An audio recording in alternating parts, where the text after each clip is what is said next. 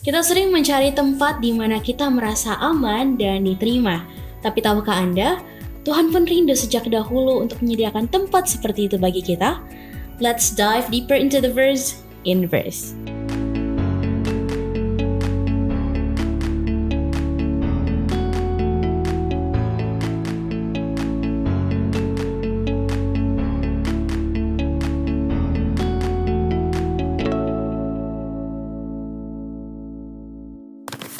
Selamat datang pada diskusi Alkitab Pemuda Inverse, dan kita sudah memasuki pelajaran keempat dari seri pelajaran Kembali ke Mesbah dengan judul Suatu Tempat Bagi Saya, dan kita akan belajar dari Keluaran pasalnya yang ke-25.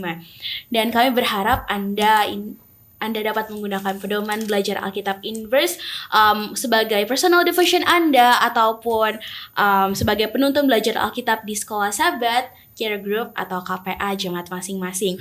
Dan ebook Inverse dapat Anda unduh melalui tautan yang ada di deskripsi video ini. Baik, untuk kesempatan kali ini saya bersama-sama dengan Pendeta Eben, Bang Serilius, dan juga Kak Lana. Shalom. Shalom. Baik, untuk memulainya saya undang Kak Lana untuk berdoa. Baik, mari kita sama-sama berdoa. Bapa kami yang di surga, kami mengucap syukur karena pada saat ini kami boleh kembali untuk mendiskusikan firman-Mu. Kiranya Engkau memberkati firman yang akan kami diskusikan ini agar boleh menjadi berkat dan menguatkan iman percaya kami kepada Engkau. Di dalam nama Yesus kami sudah berdoa, amin. Amin. Baiklah, pelajaran kali ini kita akan belajar dari Keluaran 25 ya, dan kita akan baca Keluaran pasal 25 ayat 1-9 saja. Sahabat Inverse di rumah boleh membaca selengkap-lengkapnya. Keluaran pasal 25, petunjuk untuk mendirikan kemah suci mengenai persembahan khusus. Berfirmanlah Tuhan kepada Musa, katakanlah kepada orang Israel supaya mereka memungut bagiku persembahan khusus. Dari setiap orang yang terdorong hatinya, haruslah kamu pungut persembahan khusus kepadaku itu. Inilah persembahan khusus yang harus kamu pungut dari mereka: emas, perak, tembaga, kain ungu tua, kain ungu muda, kain kirmizi, lenan halus, bulu kambing. Ayat yang kelima, kulit domba jantan yang diwarnai merah, kulit lumba-lumba dan kayu penaga. 6. Minyak untuk lampu, rempah-rempah untuk minyak urapan dan untuk ukupan dari wangi-wangian.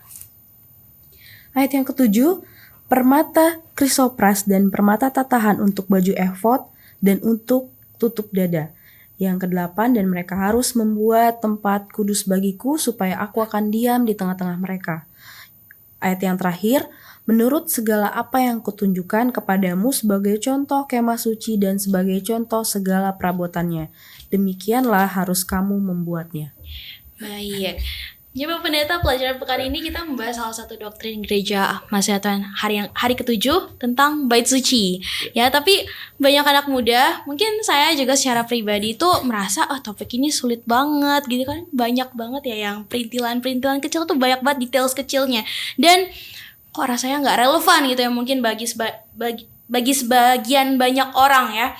Padahal pelajaran ini sangat penting, misalnya kayak Yesus bilang sudah selesai di kayu salib, itu menggambarkan korban pelataran di luar sementara pelayanannya masih terus berjalan. Dan banyak anak muda belum sadar kalau pelajaran bait suci ini penting. Nah, Pak Pendeta, jadi sebelum kita masuk lebih dalam lagi, boleh tolong jelaskan secara singkat kenapa sih doktrin bait suci ini begitu penting bagi kita khususnya sebagai anggota gereja Masih Advent hari ke-7?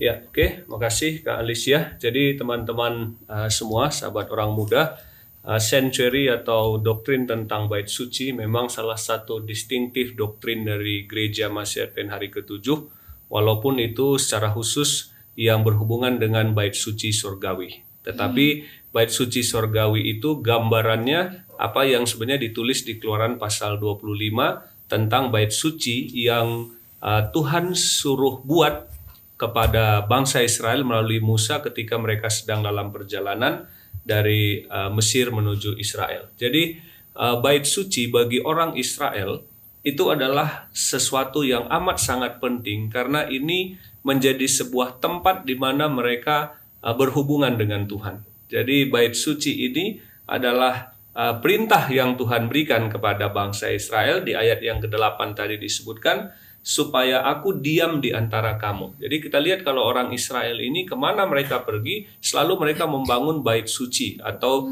kemah suci lah sebenarnya yang biasa dipakai. Kata bait suci nanti kemudian setelah menjadi bangunan yang permanen di zaman Salomo. Nah, apa yang mereka lakukan di kemah suci? Mereka setiap hari beribadah di sana. Mereka mempersembahkan korban-korban pagi dan petang dan lain sebagainya. Jadi itu adalah sebuah lambang supremasi kehadiran Tuhan di tengah-tengah bangsa itu. Secara makna rohani, setiap upacara bait suci yang mereka lakukan itu merujuk atau melambangkan kepada satu pengorbanan yang nanti kemudian akan datang, yaitu melalui kematian Yesus Kristus. Jadi bait suci ini juga erat hubungannya tentang rencana keselamatan. Karena korban-korban itu merujuk kepada pribadi yang kemudian nanti Yesus mati sebagai lambang dari korban-korban. Itu sebabnya pada waktu Yesus menyerahkan hidupnya di kayu salib, Yesus katakan sudah selesai, maka ia sudah menggenapi semua lambang-lambang yang dilakukan selama ribuan tahun, dan Yesus adalah wujud dari korban itu. Nah, sekarang makna rohaninya, teman-teman orang muda mungkin berpikir, ini kan zaman dulu. Nah, ada prinsip penting yang saya mau tekankan di sini, di mana melalui bait suci Tuhan menolong ataupun mengajar kita untuk kita selalu terhubung dengan Tuhan, untuk kita memiliki waktu yang khusus dengan Tuhan, untuk selalu kita menghadirkan Tuhan dalam hidup kita. Sama seperti orang zaman dulu, mereka beribadah pagi petang, mempersembahkan korban, membangun bait suci di mana mereka ada. Itu artinya selalu berusaha menghadirkan Tuhan di dalam kehidupan mereka. Jadi teman-teman orang muda, inilah maknanya bahwa kita harus membangun mezbah kembali, membangun bait suci ini kembali, bukan lagi dalam bentuk bangunan, lambang, dan upacara, tetapi melalui supremasi kehadiran Tuhan di dalam hidup kita setiap hari, setiap waktu. Makanya ada pagi dan petang, itu menunjukkan kesinambungan terus menerus untuk selalu kita terhubung dengan Tuhan. Nah, ini sedikit maknanya.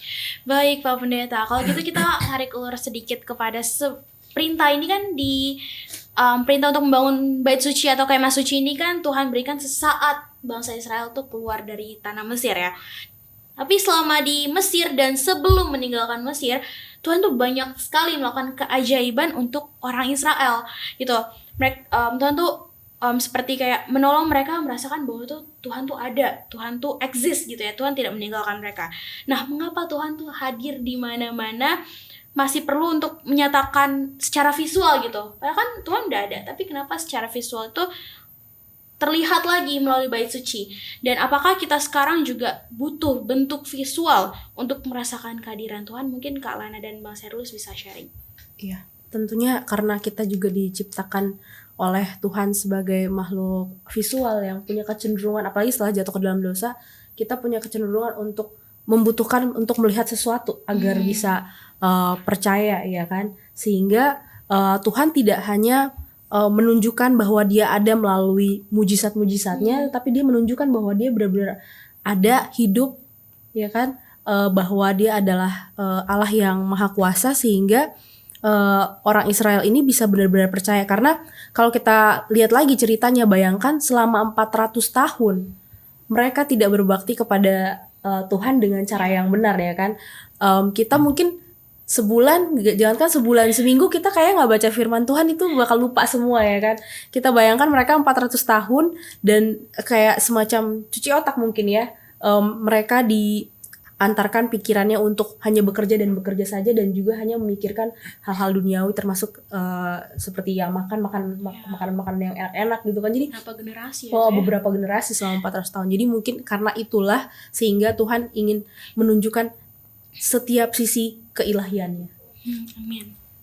Kalau kita melihat dari pengalaman pribadi saya bahwa manusia pada dasarnya membutuhkan sesuatu yang tangible, yang bisa disentuh dan dirasa.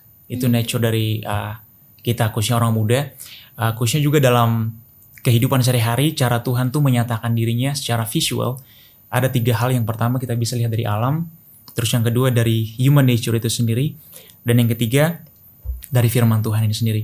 Jadi sebenarnya yang perlu disadari orang-orang muda itu adalah bahwa secara tidak langsung Tuhan sedang menjangkau secara visual dengan feeling kita, mulai firman Tuhan, nature, dan bahkan teman-teman di sekitar kita. Itu yang perlu diingat oleh orang-orang muda. Amin. Baik.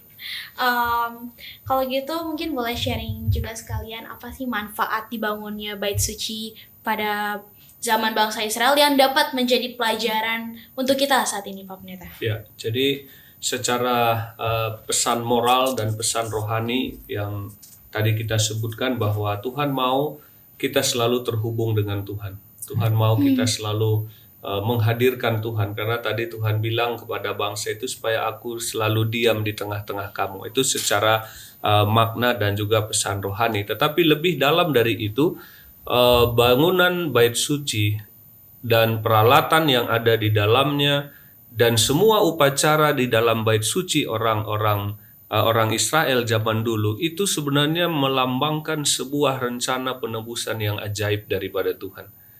Jadi mulai dari apa yang ada di halaman, ada yang di bilik suci dan di bilik maha suci, itu sebuah menggambarkan sebuah perjalanan rohani seseorang dengan Tuhan. Ketika dia datang, dia diampuni, disucikan, kemudian dia dibenarkan, kemudian masuk ke bilik suci, dia bertumbuh secara rohani, ada benda-benda yang ada di sana, sampai kemudian dia dimuliakan. Dan ini bentuk juga ataupun cerita tentang keselamatan. Yang sering kita dengar adalah justification, sanctification, dan glorification. Jadi justification itu dilambangkan dengan upacara yang ada ataupun hal yang dilakukan di halaman. Di situ ada mezbah korban bakaran, ada bejana pembasuhan. Kemudian di dalam ada 7 kaki dian, ada ukupan, dan juga ada roti yang ditaruh di sana. Itu melambangkan firman Tuhan dan seterusnya. Jadi itu menggambarkan juga perjalanan hidup rohani kita dan juga tahapan keselamatan seseorang. Jadi ketika kita datang sama Tuhan, Tuhan sucikan, Tuhan ampuni kita. Tapi tidak berhenti di situ. Kita perlu bertumbuh secara rohani lah. Itulah yang kita sebut dengan penyucian. Sampai kapan penyucian itu berlangsung? Selagi hayat masih di kandung badan, sampai Yesus kemudian memuliakan kita. Inilah konsep keselamatan, kan? Ya. Nah, itu juga gambaran dari bait suci. Tentu secara khusus tadi supaya Tuhan mau kita selalu terhubung dengan Tuhan setiap waktu. Amin. Bang Serlus dan Kalana ada tambahan?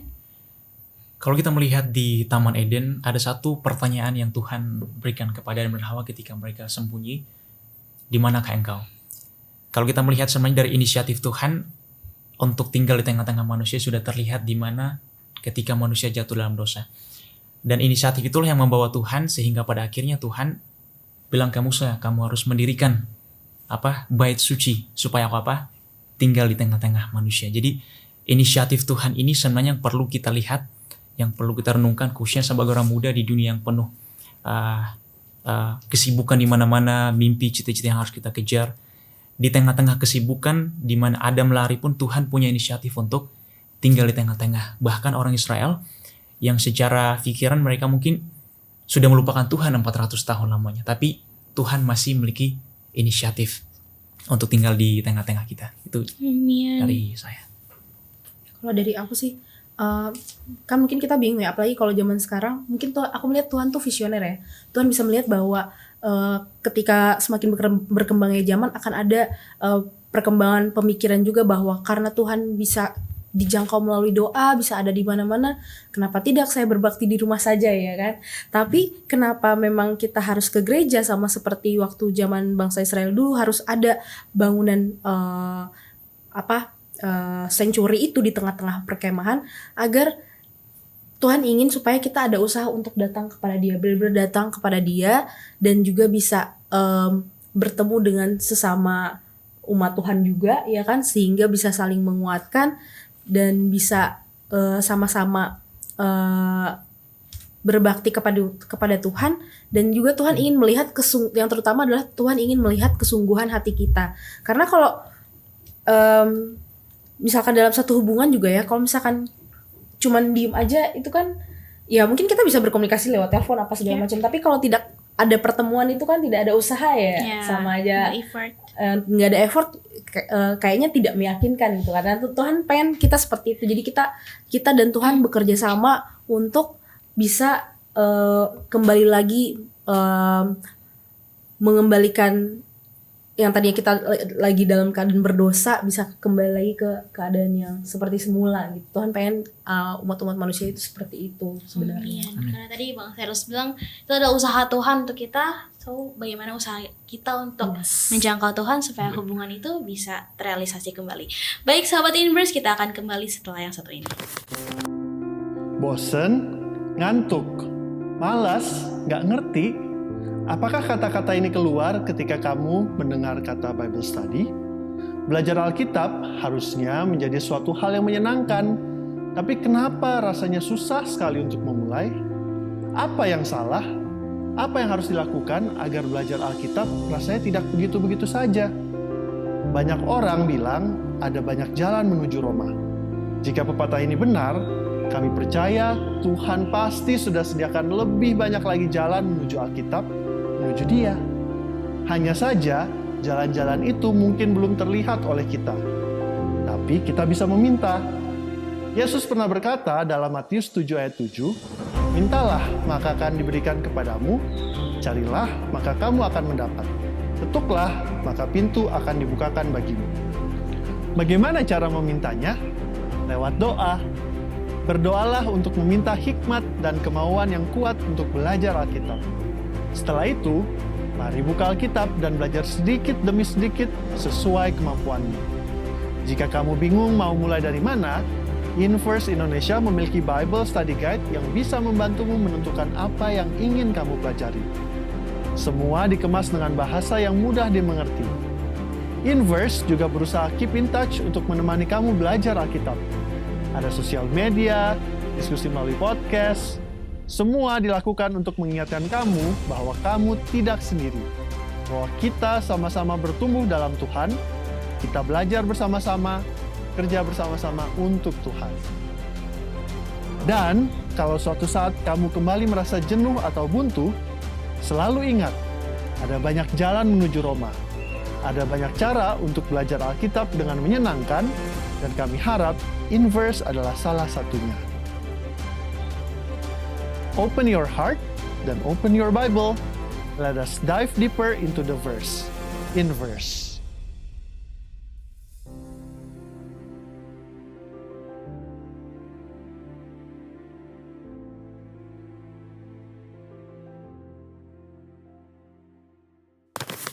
Terima kasih sahabat Inverse untuk tetap bersama-sama dengan kami. Baik, kita lanjutkan diskusi kita ya. Tadi kan kita sudah belajar, atau sepanjang pekan ini kita belajar bahwa semua perabotan, bahkan warna-warnanya di dalam bait suci itu memiliki makna, dan itu mengingatkan kita tentang Yesus Kristus. Dan bagaimana hubungan kita dengan Dia ya, tadi sudah dibahas juga. Nah, Kalana dan Bang Serlus, dari semua perabotan di bait suci, yang mana yang melambangkan sesuatu yang paling ingin Anda perkuat di dalam kehidupan pribadi Anda? Baik, kalau saya pribadi, saya ingin perkuat kedua loh batu itu. Karena kenapa? Karena pada saat saya baca buku The Great Controversy, dibilang ketika setiap kali kita melakukan dosa, di saat yang bersamaan kita telah menyalibkan Yesus untuk berkali-kali juga. Jadi aku pengen supaya kalau bisa aku jangan berbuat dosa lagi, atau benar-benar meminimalisir untuk berbuat dosa supaya aku tidak menyalibkan Yesus berkali-kali gitu. Dan yang kedua mungkin kalau boleh yang kedua mungkin adalah kemenyan. Dan kalau kita pelajari itu sangat menarik ya sebenarnya, arti makna-makna dari barang-barang yang ada di Ka'bah itu. Dan Tuhan tidak random untuk menaruh barang-barang tersebut. Dan ternyata kalau kemenyan itu kan dia wangi banget. Jadi untuk meredam bau amis, bau darah binatang-binatang tersebut. Sama seperti dosa, Tuhan tuh membuat ketika kita datang mengaku dosa kita, Tuhan membuat kita seperti baru lagi, tidak bau, tidak kotor gitu kan. Jadi itu sih yang ingin aku perkuat. Amin. Mas Erlis? Kalau saya pribadi yang saat ini mau bergumul itu mengenai firman Tuhan. Bagaimana saya harus spend time untuk mengenal Tuhan lebih. Karena terkadang saya minta Tuhan harus mengerti aku. Harus mengerti aku, ini keinginan saya, ini mimpi saya harus capai. Tapi di sisi lain, saya lupa bahwa Tuhan juga sebenarnya butuh untuk kita mengerti. Jadi salah satu pergumulan memang orang muda saat ini bahwa mereka meminta supaya Tuhan mengerti mereka. Tuhan, saya masih muda, saya punya karir yang panjang, tapi di sisi lain sebenarnya Tuhan, kita menyembah Tuhan bukan seperti Tuhan yang mesinnya, tapi Tuhan yang punya emosi, yang punya perasaan, feelings, sama seperti kita. Jadi kenapa saya katakan tadi firman Tuhan spend time, jadi di sanalah kita mengenal Tuhan lebih dalam lagi, punya experience bersama dengan Dia secara pribadi. Oke, amin. Baik, dalam pembangunan bait suci ini kan Tuhan melibatkan manusia ya. Siapa lagi yang membangun bait suci ya kalau bukan orang-orang Israel pada zaman itu, orang-orang yang berdosa, orang yang tidak sempurna untuk ambil bagian. Nah, sebagai orang muda, pelajaran ini juga mungkin boleh menolong kita ketika kita merasa pelayaran itu terlalu suci gitu ya, dan kita ini terlalu berdosa untuk turut ambil bagian dalam pelayanan tersebut. Apa yang biasanya bikin kita merasa nggak layak, dan bagaimana cara untuk melawan perasaan itu? Mungkin Pak Pendeta boleh sharing. Ya, oke. Jadi dari pelajaran ini tadi dibuat sebuah pesan juga ya, bagaimana orang-orang yang tidak sempurna juga Tuhan pakai dan Tuhan gunakan. Nah, saya pikir prinsip yang sama juga hari ini tentu berlaku. Tuhan mau menggunakan siapa saja, siapapun kita, untuk dapat terlibat di dalam pekerjaan dan pelayanan, khususnya untuk membawa jiwa-jiwa datang kepada Tuhan. Ini sahabat orang muda, salah satu cara kita untuk menjaga iman kita, dan salah satu cara yang terbaik bagi kita untuk menjaga keselamatan kita tidak lain adalah ketika kita mau melibatkan diri dalam pelayanan, dan ketika kita mau melibatkan diri untuk menjadi berkat bagi orang lain, membawa mereka datang kepada Tuhan. Jadi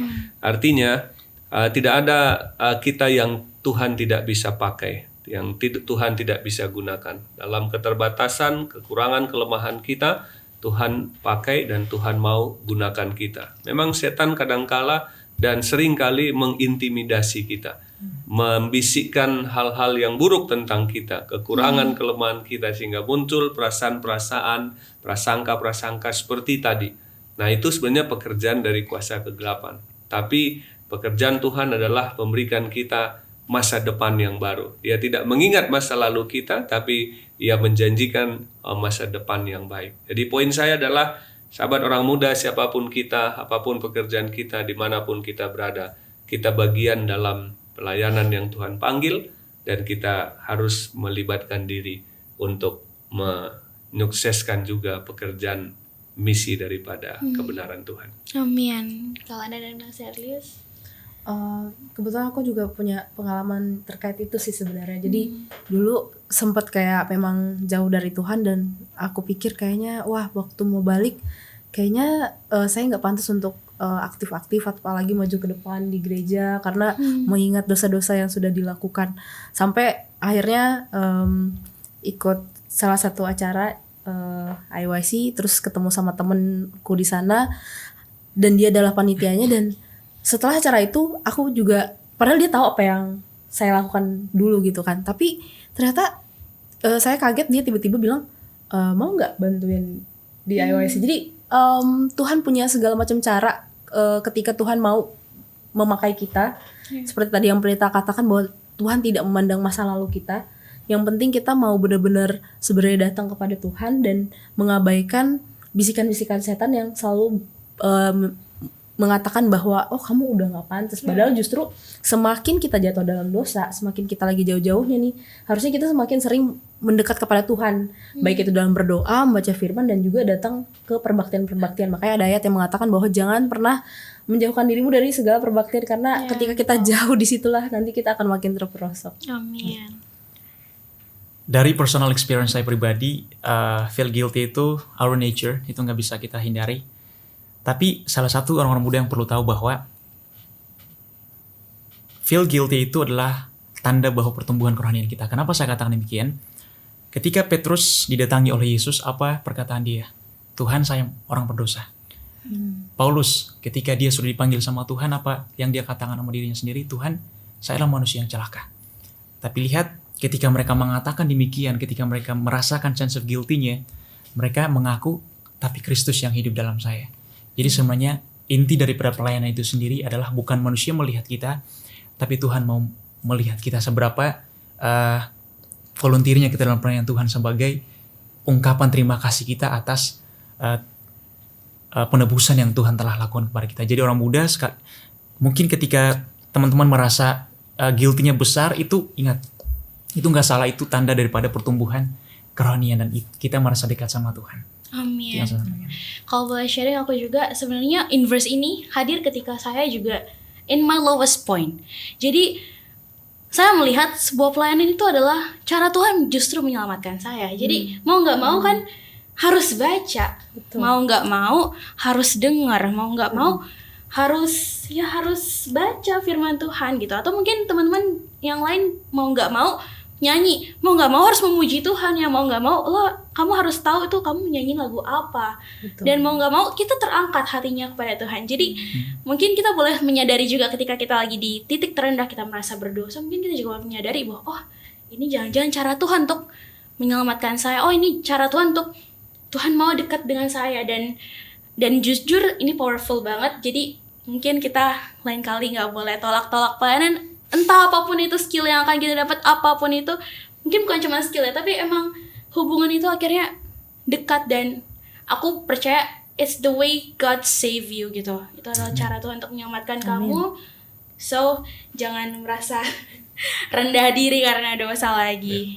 Baiklah, tanpa terasa kita sudah di penghujung diskusi kita. Nah, Pak Pendeta mungkin boleh memberikan satu closing statement terkait dengan pelajaran pekan ini, satu tempat bagi saya. Ya, jadi sahabat-sahabat orang muda, di tengah-tengah kesibukan kita dalam pekerjaan, dalam mencapai cita-cita, membangun karir, dan melakukan hal-hal yang berguna, bermanfaat untuk hidup kita, jangan lupa tentukan waktu yang terbaik setiap hari untuk terhubung dengan Tuhan. Jadi inilah maksud dan harapan dari pelajaran kita, membangun kembali mezbah, membuat satu tempat bagi saya. Bukan lagi seperti orang Israel bangun bait suci ada korban-korbannya, tapi secara rohani tentukan waktu yang terbaik setiap hari untuk kita terhubung dengan Tuhan. Jangan sampai waktu kita setiap hari teratur untuk hal-hal yang tidak berguna, di media sosial, di game online, dan lain sebagainya. Tapi kita tidak punya waktu khusus yang terbaik terhubung dengan Tuhan. Jadi inilah poin kita untuk kita membangun mezbah kembali dalam hidup secara pribadi, bahkan juga keluarga dan juga komunitas jemaat kita. Amin. Pendeta boleh tetap dalam doa. Oke, mari kita berdoa. Kami bersyukur Tuhan untuk pelajaran yang berharga mengingatkan kami kembali dan memberkati kami untuk kami boleh membangun satu tempat mezbah secara pribadi, bahkan keluarga bersama dengan Tuhan. Kiranya Tuhan menolong kami semua, khususnya sahabat-sahabat orang muda, dalam pekerjaan, pendidikan, dalam meraih cita-cita, dan juga di dalam mempersiapkan masa depan yang baik. Tuhan tolong kami supaya menjadi orang-orang muda yang juga membangun mezbah setiap hari, boleh terhubung dengan Tuhan di dalam hidup kami. Berkati pelajaran yang sudah kami diskusikan dan sudah kami bahas ini boleh menjadi berkat bagi semua kami yang menyaksikannya. Ampuni dosa kami Tuhan, dalam nama Yesus kami berdoa. Amin. Amin. Kita sudah selesai. Terima kasih banyak Pendeta Evan. Terima kasih Bang Serlius. Terima kasih Kak Lana. Dan terima kasih untuk seluruh sahabat Inverse yang telah bergabung bersama kami pada diskusi kali ini. Tuhan tidak pernah berubah. Dulu Ia ingin tinggal di tengah-tengah umat Israel. Sekarang Ia ingin tinggal di tengah-tengah kehidupan kita. Pertanyaannya, apakah Anda menyiapkan tempat baginya? Sampai jumpa pada episode berikutnya. Tuhan Yesus memberkati. And remember to always dive deeper into the verse. Inverse. Bye.